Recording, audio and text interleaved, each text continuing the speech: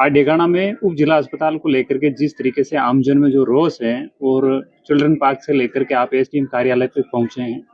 यहाँ पहुंचने के बाद में करीबन 2-3 घंटे का समय हो गया है। अब तक क्या स्थिति थी, ज्ञापन क्यों नहीं लिया गया और डेगाना अस्पताल की कौन सी व्यवस्था थी जिनको लेकर के आप यहाँ पहुंचे? ज्ञापन नहीं लेने के पीछे तो मुझे ये लगता है कि यहाँ के प्रशासनिक अधिकारी हैं वो अयोग्य व्यक्ति हैं। जनता कोई मांग लेकर के आती है तो इनको बाहर आना चाहिए और ज्ञापन लेना चाहिए और जो भी कार्रवाई ये कर सकते हैं वो करनी चाहिए। उच्च अधिकारियों के पास भेजनी होती है तो वहाँ भेजनी चाहिए।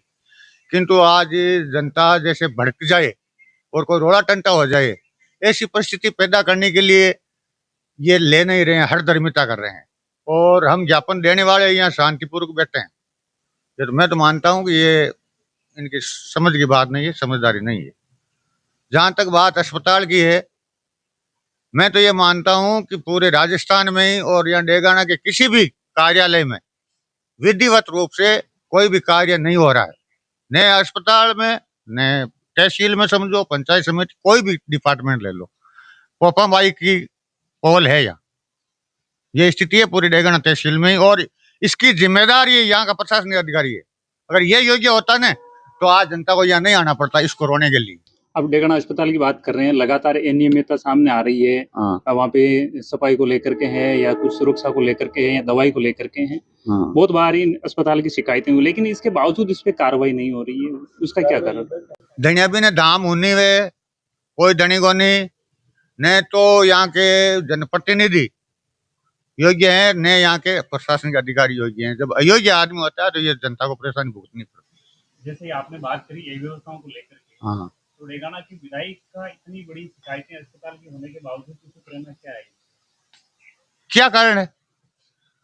कारण तो वो जाने, उनका काम जाने। देखो हम तो कम्युनिस्ट हैं, हमारे सिद्धांत तो ये हैं, जैसे कम्युनिस्ट को एक जनप्रतिनिधि जीता है कहीं, जैसे पेमाराम अमराराम, तो जीते वो कहते हैं कि किसी भी ऑफिस में अगर किसी भी व्यक्ति का काम नहीं हुआ तो आप ये मान लेना कि आपने अमराराम और पेमाराम को मना किया।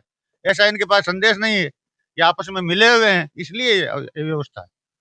ये कारण है। 2-3 घंटे से आप यहाँ बैठे हैं। हाँ, आगामी क्या रणनीति? आगामी यहाँ धरने पे बैठे हैं?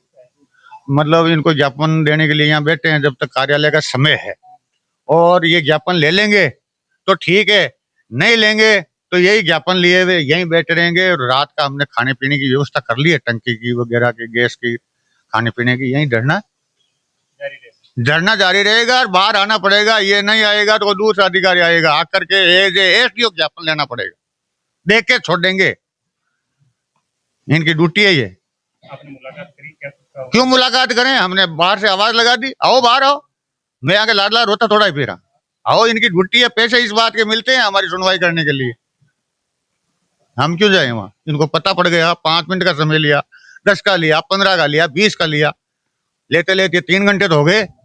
इसको पता नहीं है क्या एसडीओ कि जिस जनता के खून पसीने की कमाई से मैं मेरा पेट पाल रहा हूँ, वो मुझे रो रहे हैं बाहर बैठे बैठे।